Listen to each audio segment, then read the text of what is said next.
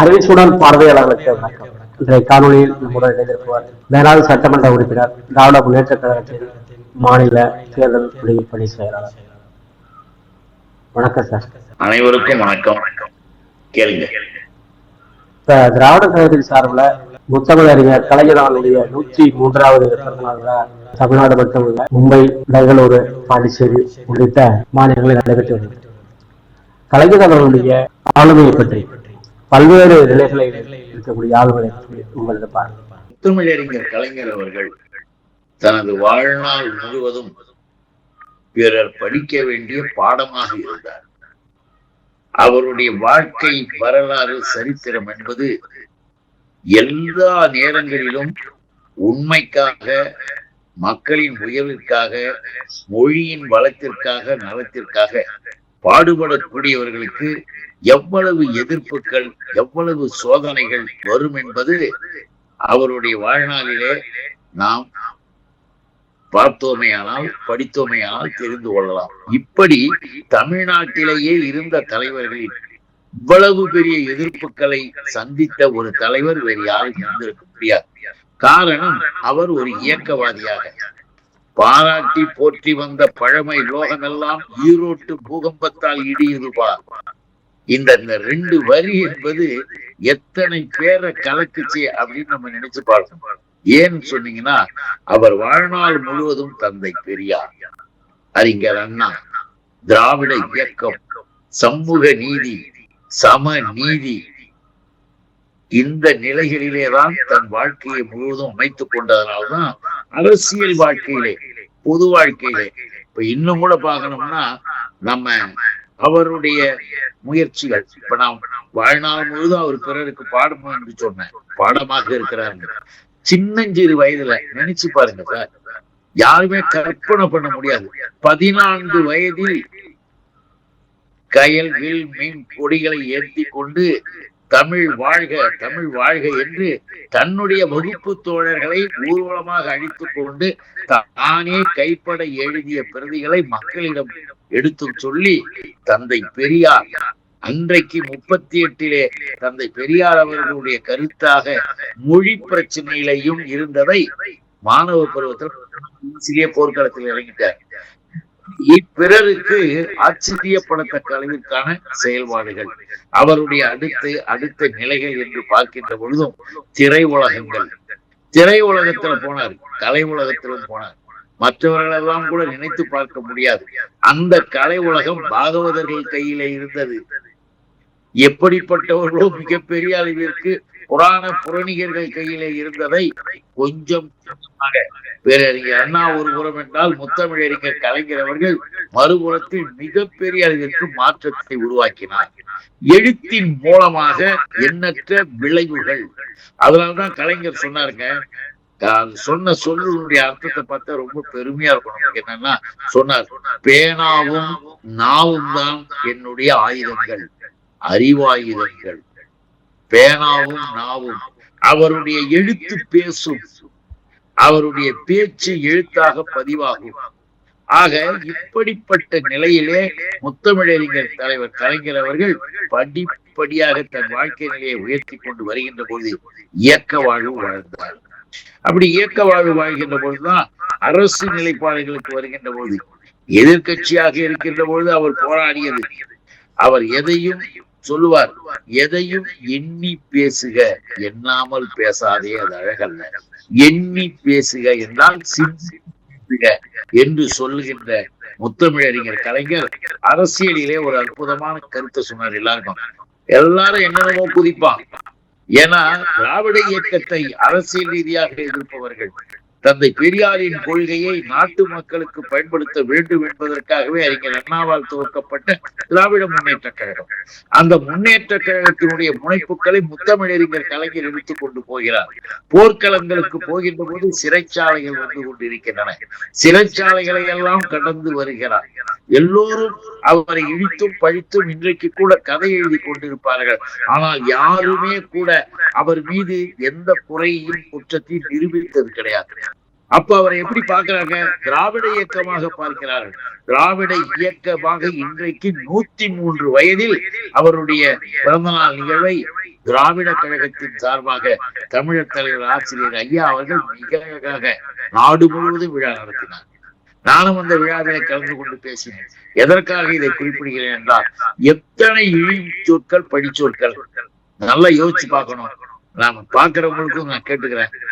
Sarkaria commission ஒண்ணு போட்டு வேணுனே திராவிட முன்னேற்ற கழகத்தின் மேல, முத்தமிழறிஞர் கலைஞர் மேல பழி மேல் பழி சுமத்தி எல்லா வகையிலையும் நினைத்து செய்தார்கள் காரியங்களை.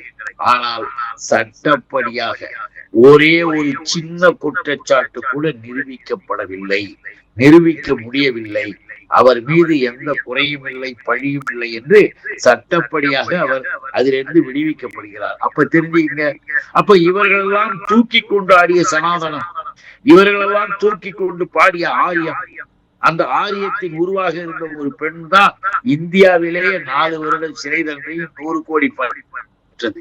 ஊழலுக்கு, நாட்டை நாசப்படுத்தியதற்கு. எதுக்கு இதை ஒப்பிட்டு சொல்கிறோம் என்றால், தலைவர் கலைஞரின் பிறந்த நாள் நிகழ்வு, பிறந்த நாள் கருத்துக்களை சொல்லுகின்ற பொழுது அவருக்கு எப்படிப்பட்ட துன்பங்களை, துயரங்கள் எதிரிகள் கொடுத்தாலும் அதையெல்லாம் மீறி, அதையெல்லாம் வென்று அவர் நின்றார் என்பதுதான் நமக்கு சிறப்பான ஒன்றாகும். இன்னைக்கும் நம்ம இப்ப தமிழ்நாட்டில் இருக்கிற எல்லாமே ஒரு சாதாரண சின்னதா சொல்லணும்னா, தமிழ்நாட்டில் இன்றைக்கு இருக்கிற மாற்றங்கள், இன்றைக்கு நாம் வாழ்ந்து கொண்டு இருக்கின்ற வாழ்க்கைக்கு அடிப்படை முத்தமிழறிஞர் கலைஞர் அவர்களுடைய திட்டங்கள். அவர் முதல்வராக வந்து பொறுப்பேற்றதற்கு பிறகுதான் முதலாக தமிழ்நாட்டில் குடிசைகளே இருக்கக்கூடாது என்று குடிசை மாற்று வாரியத்தை கொண்டு வந்தது கலைஞர். இதெல்லாம் நம்ம நினைச்சு பார்ப்போம். எதுக்கு இந்த நாட்டு மக்கள் அவரை நினைச்சு பார்க்கணும். எதற்காகவோ ஆடுகிறார்கள், பாடுகிறார்கள், ஓடுகிறார்கள், ஆடுகிறவர்களை நம்பி ஆட்டத்தையே கொடுக்கிறார்கள். ஆனால் நின்று நிலைத்து காலத்தை வென்ற புகழ் கலைஞருக்குத்தான். இப்ப பஸ் போயிட்டு இருக்கு எல்லா இடத்துலயும். எப்படி போகுது அந்த பஸ்? என்ன, தனியாரிடம் இருந்த பேருந்தை இந்தியாவிலேயே முதல் இந்த தமிழ்நாட்டிலே தான் அரசுடைமை ஆக்கினார். அதுவும் முத்தமிழறிஞர் கலைஞர் தான். அப்போ ஒண்ணு சொல்ற, கேட்டாங்க, என்ன நீங்க அப்படி ஆக்கிட்டீங்கன்னா நாங்களாம் என்ன பண்ண? தனியார் வைத்திருக்கிற பேருந்து நான் ஒண்ணும் பண்ணல. ஆனால் இனிமேல் அரசுடைமை ஆக்கப்பட்டது பேருந்து. அரசுடைமை ஆக்கவை ஏன் தெரியுமா? நாங்கள் சொல்லுகின்ற கிராமங்களுக்கு, நாங்கள் சொல்லுகின்ற ஊர்களுக்கெல்லாம் நீங்கள் பேருந்து அனுப்ப முடியுமா? எப்படிங்க முடியும்? அங்க 2 பேர் 3 பேர் தான் ஏறுவாங்க. நாங்க எப்படி நடத்த முடியும்? அதனாலதான் அரசுடைமையாக்கும். எல்லா இடங்களுக்கும் இருக்கிற மக்கள் பேருந்துல வரணுன்றதுக்காக தான் அரசுடைமையாகவே ஆக்குகிறேன் என்று அற்புதமாக பேசினார். அதை போல அரசுடைமையாக்கினார். மாணவர்கள் கிராமத்திலிருந்து நகரத்துக்கு வந்து படிக்கணும். எப்படி படிக்கிறது? அதுங்களுக்கு பஸ்ஸுக்கு டிக்கெட் வாங்குறது யாரு? அதையும் சலுகை கொடுத்தது முத்தமிழறிஞர். அப்போ கல்வி, வேலை வாய்ப்பு, வாழ்க்கை நெறிமுறைகள், அவருடைய ஆளுமையினுடைய திறனின் மூலமாக எல்லாமே வந்தது. மொழியை கூட வச்சுங்க, தமிழ் மொழிய. தமிழ்தாய் வாழ்த்து பாடலை அவர் தான் கொண்டு வந்தார். அரசு அங்கீகரித்தது. தமிழ்தாய் வந்து மனோன்மணியம் சுந்தரனார். அந்த பாடலை அரசு அங்கீகரித்து அரசு விழாக்களில் இனி அதுதான் போடப்படும் முதலில் என்று கொண்டு வந்தது முத்தமிழறிஞர் கலைஞர் தான். அப்படிப்பட்ட அந்த தமிழ்தாய் வாழ்த்த இன்றைக்கு எவ்வளவு கொச்சைப்படுத்திக் கொண்டிருக்கிறார்கள். எப்படி கொச்சைப்படுத்தினாலும் அதுதான் நின்று நிலைக்கும். அங்கேதான் இருக்கிறார். எதுக்கு சொல்றேன்னா, அவரை வந்து விட்டு விட்டு தமிழ்நாட்டுல ஒண்ணுமே கிடையாது. தமிழ்நாட்டுல அரசு பூர்வமாக, அரசியல் பூர்வமாக ஏதேனும் ஒரு சிறந்த பணிகள் செய்ய வேண்டும் என்றாலும், சீர்திருத்த பணிகள் செய்ய வேண்டும் என்றாலும், போர்க்களத்திற்கு போக வேண்டும் என்றாலும் அங்கு எவனாலும் மறைக்க முடியாது கலைஞர் இருப்பார். அதுதான் அவருடைய பிறந்த நாள்ல நான் பார்க்கிறேன் ஒரு முக்கியமான நிகழ்வு. அவரை நினைக்காம யாருமே எதையும் செய்ய முடியாது என்ற அளவிற்கு தன்னுடைய கடமை, தன்னுடைய உழைப்பால் செயல்பட்டு இருக்கிறார். அது இப்ப நான் சொன்ன மாதிரி ஒவ்வொன்றாக பாத்தீங்கன்னா, பிச்சைக்காரர்கள் மறுவாழ்வாக இருந்தாலும் சரி, இன்னும் முதியவர்களுக்கான ஓய்வூதியமாக இருந்தாலும் சரி, மகளிருக்கான சலுகைகளாக இருந்தாலும் எல்லாவற்றையும் கலைஞரின் ஆட்சிதான். தந்தை பெரியார் அவர் சொன்னாரா, சொல்லோடு இருக்க மாட்டார். அதுதான் கலைஞர். கலைஞரின் சிறப்பு. பாராட்டி போற்றி வந்த பழமை லோகமெல்லாம் ஈரோட்டு பூகம்பத்தால் இடியுதுபா என்று கர்ஜனை முழக்கம், அந்த வார்த்தைக்கு இருக்கிற வேகம், அந்த வார்த்தையை அப்படியே வச்சுக்கிட்டீங்கன்னா 29 பெண்களுக்கு சொத்தில் சம உரிமை வேண்டும் என்று தந்தை பெரியார் போடுகிற தீர்மானத்தை 1989 முதல்வராக சட்டப்பேரவையில் நிறைவேற்றி தந்தது கலைஞர் தான். ஆக அவருடைய பிறந்த நாள் நிகழ்வை எண்ணி மகிழ்வாக கொண்டாட வேண்டியது உணர்வுள்ள ஒவ்வொரு தமிழனின் கடமை. உணர்ச்சி உள்ள தமிழன், இந்த மண்ணிலே நல்லது நடக்க வேண்டும் என்கின்ற தமிழன், மொழி உணர்வு உள்ளவன், தமிழ் மொழியை செம்மொழி என்று அறிவிக்க வைத்தவர் கலைஞர். கிளாசிக்கல் லாங்குவேஜ், உலகத்தில் இருக்கிற மொழிகள்ல மூத்த மொழியாக தமிழ் இருக்கிறது என்பதை உலகத்திற்கே பறைசாற்றுகின்ற விதமாக செம்மொழி என்று அறிவிக்க வைத்தது கலைஞர். மொழியாக இருந்தாலும் சரி, வேறு எந்த நிலையாக இருந்தாலும் சரி, அவரை மறந்துவிட்டு அவரை தவிர்த்து விட்டு தமிழ்நாட்டில் எதுவும் கிடையாது. காலத்தை வென்று கலைஞர் நிற்கிறார்.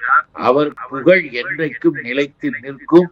அதை இங்கே பதிவு செய்வது எனக்கு மிகவும் மகிழ்ச்சியாகவும் பெருமையாகவும் இருக்கிறது. முத்தமிழறிஞர் கலைஞரின் 103வது பிறந்த நாளை ஒட்டி அவருடைய சிந்தனை பற்றி நிறைய செய்திகளை உங்களுடைய நேரத்துக்கு மிக்க நன்றி. அனைவருக்கும் வணக்கம். கலைஞர் புகழ் வாழ்க. நன்றி.